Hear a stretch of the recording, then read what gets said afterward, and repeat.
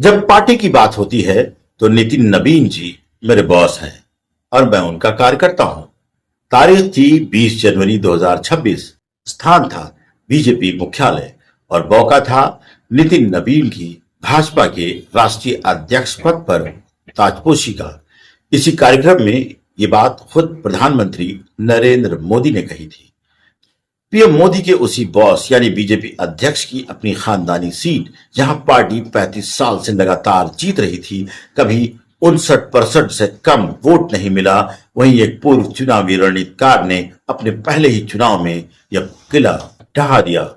ठीक इसके पहले खुद प्रधानमंत्री ने कैबिनेट बैठक में अपने मंत्रियों को इंस्टाग्राम पर रोज रील बनाने की हिदायत दी थी और अब इस नतीजे के कुछ दिन बाद खुद आरएसएस प्रमुख मोहन भागवत मुंबई में 2000 नौजवानों से सीधे मुखातिब होने जा रहे हैं। तो क्या ये सिर्फ इत्तेफाक है या ये एक घबराई हुई सत्ता का सोचा समझा जवाब है?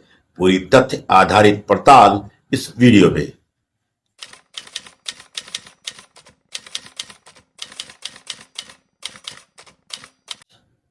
मैं हूं Zuhair Turabi.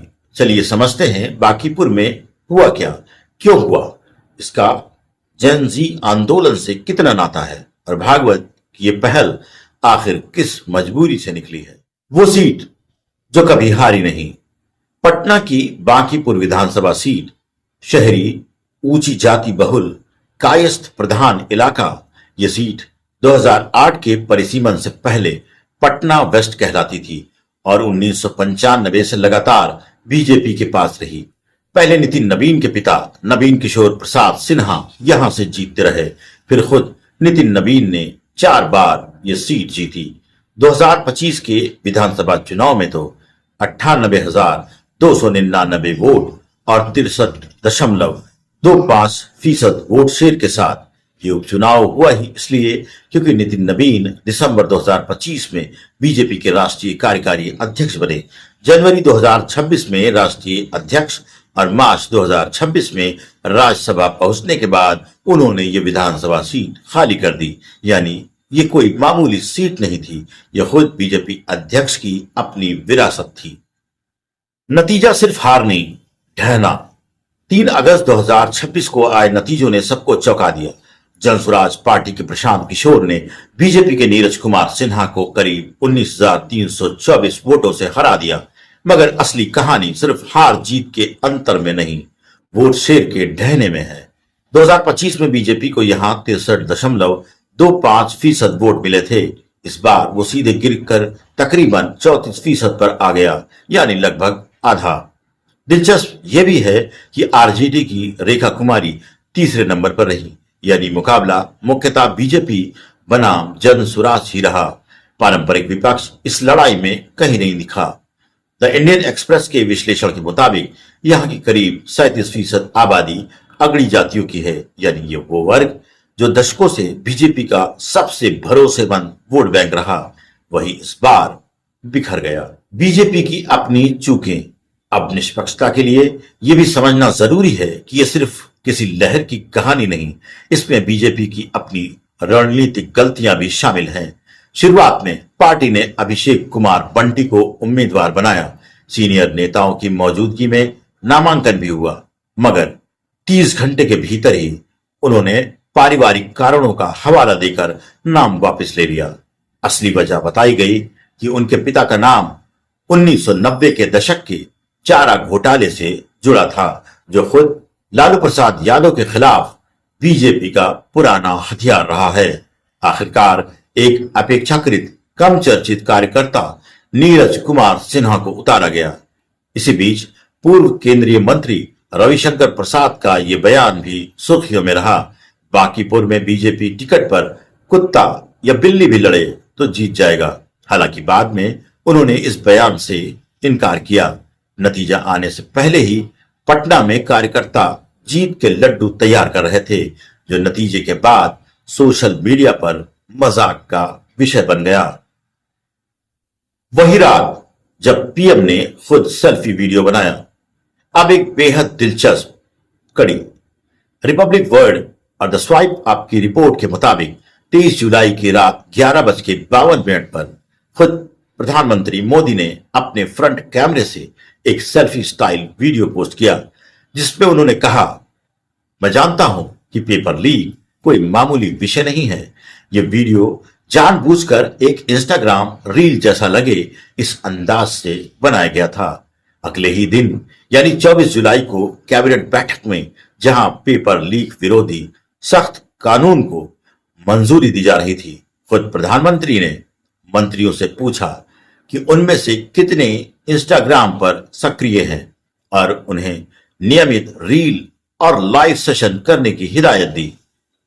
Exchange for media के डेटा विश्लेषण के मुताबिक इसके बाद अगले हफ्ते में 30 केंद्रीय मंत्रियों की इंस्टाग्राम पोस्ट में 13% का इजाफा हुआ। गिरिराज सिंह की पोस्ट 32 से बढ़कर 60 हुई। विदेश मंत्री एस जयशंकर की 15 से 35 तक दोगुनी से ज्यादा हो गई। यानी बांकीपुर की हार से बहुत पहले ही खुद सरकार के भीतर ये असहजता महसूस की जा रही थी कि युवाओं तक बात नहीं पहुंच पा रही है। उसी दिन के दो और नतीजे, दतिया और गुजरात।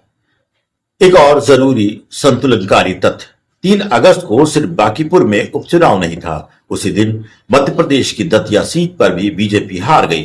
कांग्रेस के घनश्याम सिंह ने बीजेपी के आशुतोष तिवारी को हराया, मगर ठीक उसी दिन प्रधानमंत्री के अपने गृह राज्य गुजरात की मंजलपुर सीट पर बीजेपी के सतीश पटेल ने कांग्रेस को 30,000 से ज्यादा वोटों से हराया। यानी ये कोई एक तरफा देशव्यापी लहर नहीं थी। 2 हार 1 जीत का ये स्कोर कार्ड खुद बताता है कि बीजेपी की चुनौती जगह विशेष है, हर जगह एक जैसी नहीं। यही वजह है इस पूरी कहानी को सिर्फ बीजेपी डूब रही है जैसी सुर्खी में बटोरना जल्दबाजी होगी। असल कहानी कहीं ज्यादा बारीक है। अगर आपको ऐसी गहरी तथ्य आधारित इनसाइड स्टोरीज पसंद है जो सिर्फ हेडलाइन नहीं बल्कि घटनाक्रम की तह तक जाकर सच्चाई परखती है, तो चैनल को अभी सब्सक्राइब कर लीजिए। अब समझते हैं कि आखिर प्रशांत किशोर ने जीता कैसे। प्रशांत किशोर की रणनीति जाति नहीं, मुद्दे। प्रशांत किशोर ने अपने प्रचार में जानबूझकर जाति की राजनीति से हटकर सीधे मुख्यमंत्री सम्राट चौधरी को निशाना बनाया। नतीजों के बाद खुद उन्होंने पत्रकारों से कहा, ये जीत बिहार के लोगों का बीजेपी के केंद्रीय नेतृत्व को यह संदेश है कि उन्होंने एक अच्छा मुख्यमंत्री चुनना चाहिए जिसकी कोई आपराधिक पृष्ठभूमि या संदिग्ध छवि न हो। एक वरिष्ठ बीजेपी नेता ने खुद हिंदुस्तान टाइम्स को नाम न बताने की शर्त पर स्वीकार किया। प्रशांत किशोर ने सही तार छेड़े। उन्होंने एक नीट अभ्यर्थी के साथ कथित बलात्कार के बाद हुई मौत और भरत तिवारी के पुलिस एनकाउंटर जैसे मुद्दों पर ऊपरी जातियों की नाराजगी को भुनाया। जैनजी विरोध प्रदर्शनों ने युवाओं में, खासकर ऊंची जाति में हमारी कमजोर होती पकड़ को उजागर कर दिया। वो विवादित यूजीसी नियमों से भी नाराज थे और अब उन्हें लगने लगा कि हम उन्हें हल्के में ले रहे हैं। यानी ये सिर्फ एक बयान नहीं, ये खुद बीजेपी के भीतर से आया कबूलनामा है। क्या ये सीधे जेनजी विरोध से जुड़ा है? अब सबसे जरूरी बारीक सवाल, क्या बांकीपुर की हार सीधे तौर पर नीट पेपर लीक और जंतर मंतर वाले जेनजी आंदोलन से जुड़ी है? यहां ईमानदारी बरतना जरूरी है। खुद प्रशांत किशोर ने नतीजों के बाद कहा, जेनजी विरोध प्रदर्शनों से बना माहौल शायद असर डाल गया हो, मगर इस बात का कोई सबूत नहीं कि युवा वोटरों ने बड़ी संख्या में वोट डाला हो। ये दुर्भाग्यपूर्ण है, मगर यही हकीकत है। ये कहते हुए उन्होंने खुद इशारा किया कि बांकीपुर में मतदान सिर्फ 34.3% रहा, जो पिछले 2 दशकों में बिहार के किसी विधानसभा चुनाव में सबसे कम मतदानों में से एक है। तो सही तस्वीर यह है, यह सीधा यूथ टर्नआउट का नतीजा नहीं था, बल्कि जेनजी विरोध प्रदर्शनों से बना एक व्यापक माहौल था जिसने ऊंची जातियों और शहरी शिक्षित वर्ग के मौजूदा गुस्से को और हवा दी। समाजवादी नेता शिवानंद तिवारी ने तो इसकी तुलना 1974 के जेपी आंदोलन से कर डाली, ये कहते हुए कि आज के छात्र कार्यकर्ता उस दौर से भी ज्यादा समझदारी दिखा रहे हैं। सियासी प्रतिक्रियाएं हर तरफ से। नतीजे के बाद विपक्ष के तमाम बड़े नाम टूट पड़े। सीपीआईएमएल लिबरेशन के दीपांकर भट्टाचार्य ने इसे बीजेपी के खिलाफ एक जोरदार जीत बताया। कांग्रेस प्रवक्ता सुमन कुमार मलिक ने कहा, बांकीपुर के लोगों ने सत्ता के अहंकार के खिलाफ साफ संदेश दिया है। आरजेडी प्रवक्ता चितरंजन गगन का कहना था, कौन जीता ये उतना अहम नहीं, अहम यह है कि बीजेपी हारी। दिल्ली के पूर्व मुख्यमंत्री अरविंद केजरीवाल ने एक्स पर लिखा, बीजेपी अपने राष्ट्रीय अध्यक्ष की सीट तक हार गई। दूसरी तरफ खुद बीजेपी अध्यक्ष नितिन नवीन ने हार स्वीकार करते हुए कहा, बांकीपुर और दतिया में हमें उम्मीद के मुताबिक जनादेश नहीं मिला। हम इन दोनों जगहों के नतीजों की पूरी गंभीरता से समीक्षा करेंगे। जैसा हम पहले देख चुके हैं, उसी दिन गुजरात की मंजिलपुर सीट पर मिली जीत का भी उन्होंने जिक्र किया। यानी बीजेपी का अपना आधिकारिक रुख भी इसे देशव्यापी लहर नहीं बल्कि दो जगहों की विशेष चूक मानकर चल रहा है। भागवत की एंट्री, ये इत्तेफाक है या रणनीति? अब आते हैं आज की सबसे बड़ी कड़ी पर। द इंडियन एक्सप्रेस की रिपोर्ट के मुताबिक आरएसएस प्रमुख मोहन भागवत 6 अगस्त को मुंबई के नीता मुकेश अंबानी कल्चरल सेंटर में IIMUN के 15वें वार्षिकोत्सव पे 100 से ज्यादा शहरों के 2000 से ज्यादा 15 से 19 साल के छात्रों को संबोधित करेंगे। बीजेपी और आरएसएस के भीतरी सूत्रों के मुताबिक ये जेनजी और जेन अल्फा के साथ संघ की अब तक की सबसे बड़ी पहल मानी जा रही है। वरिष्ठ पदाधिकारियों के मुताबिक भागवत ने इतने बड़े पैमाने पर छात्रों को आखिरी बार 2021 में संबोधित किया था। सबसे दिलचस्प बात यह है, खुद एक वरिष्ठ बीजेपी पदाधिकारी ने इंडियन एक्सप्रेस को बताया, धर्मेंद्र प्रधान का इस्तीफा आरएसएस प्रमुख की सार्वजनिक टिप्पणी के बाद ही आया। यह एहसास हुआ कि छात्रों के गुस्से को नजरअंदाज नहीं किया जा सकता। यानी वो खुद संघ के भीतर से आई पुष्टि है कि भागवत के दबाव का ही नतीजा था प्रधान का इस्तीफा। विरोध प्रदर्शनों के चरम पर भागवत ने दिल्ली में कहा था, हमें छात्रों से संवाद करना है, आदेश नहीं, चर्चा, हुक्म नहीं, सहमति। नई पीढ़ी सवाल पूछती है, बिना सवाल किए आदेश नहीं मानती।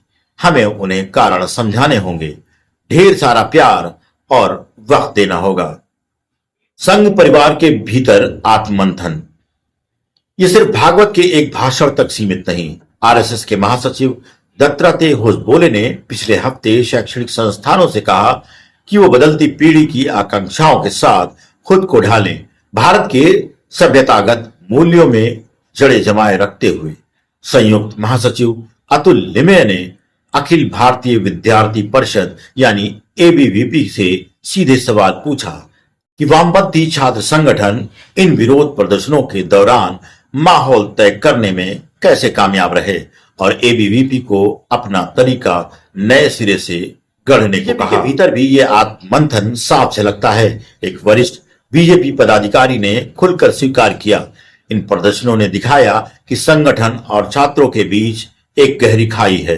12 साल की सत्ता के बाद पार्टी का ज्यादातर कामकाज ऊपर से नीचे की तरफ होता है। हमारी युवा और महिला मोर्चे सरकारी योजनाओं को लागू करने वाले दफ्तर बनकर रह गए हैं, स्वतंत्र राजनीतिक संगठन नहीं। इसके बाद पार्टी ने भारतीय जनता युवा मोर्चा और एबीवीपी को छात्रों से जुड़ाव बढ़ाने का निर्देश दिया और स्वतंत्रता दिवस के इर्द गिर्द एक पखवाड़े भर का आउटरीच अभियान भी तय किया। आदित्य ठाकरे का तीखा सवाल, मगर हर कोई इस पहल को नेक नियति से नहीं देख रहा। शिवसेना यूबीटी के नेता आदित्य ठाकरे ने एक्स पर तीखा सवाल उठाया। अचानक हर कोई जेन जी और जेन अल्फा से बात करना चाहता है। कुछ लोग सोशल मीडिया पर उन्हें संस्कार सिखाने पर उतारू हैं। इन सब से बस एक सीधा सवाल, जब ये बच्चे AK-47 के साय में जंग लगी कीलों वाली लाठियों, electric shock guns, electric barricades और आंसू गैस का सामना कर रहे थे, तब आप कहां थे? जब औरतों के साथ कानून व्यवस्था के नाम पर बदसलूकी हो रही थी, तब आप कहां थे? जब ये बच्चे शांतिपूर्ण प्रदर्शन के लिए निकलते वक्त घर से ही हिरासत में लिए गए या गिरफ्तार हुए, तब आप उनके साथ क्यों नहीं खड़े हुए? ये सवाल इस पूरी पहल की टाइमिंग पर सीधा निशाना है कि जब लाठियां चल रही थी तब चुप्पी थी, अब जब सियासी नुकसान सामने है तब संवाद की बात हो रही है। तो असली सवाल यह है, क्या भागवत की यह पहल वाकई असर डालेगी? इसके पक्ष में तर्क यह है कि भागवत ने खुद माना कि ज़ेनजी अच्छी है, ढलने वाली है, स्वभाव से भावुक है। अगर बात असली और भरोसेमंद लगे तो वो उसे अपनाते हैं। यानी संघ नेतृत्व अब भाषा बदलने को तैयार दिख रहा है, मगर इसके खिलाफ भी उतने ही ठोस तर्क हैं। पहला, ये वही भागवत है जिनकी हैदराबाद की एक हालिया टिप्पणी में महिला मुक्ति आंदोलन को एक दो पीढ़ियों को बर्बाद करने वाला बताया गया, जो ज़ेनजी की उदार सोच से मेल नहीं खाता। दूसरा, खुद कांग्रेस जनता पार्टी ने प्रधानमंत्री के इंस्टाग्राम निर्देशों पर तंज कसते हुए पूछा, क्या हमारे टैक्स के पैसे का यही इस्तेमाल होना चाहिए था? यानी असली परीक्षा ये नहीं कि भागवत एक दिन क्या कहते हैं, असली परीक्षा ये है कि क्या ये सिर्फ एक बार का दिखावटी संवाद है या संगठन और सरकार की कार्यशैली में सच में कोई बुनियादी बदलाव आता है। तो कुल मिलाकर बांकीपुर सिर्फ एक सीट की हार नहीं, ये जाति, उम्र और भरोसे के उन पुराने समीकरणों में आई दरार की एक झलक है जिन पर बीजेपी दशकों से टिकी रही। और भागवत का ये आउटरीच इस बात का खुला प्रमाण है कि यह दरार सिर्फ चुनावी नहीं बल्कि संघ परिवार के भीतर भी गंभीरता से महसूस की जा रही है।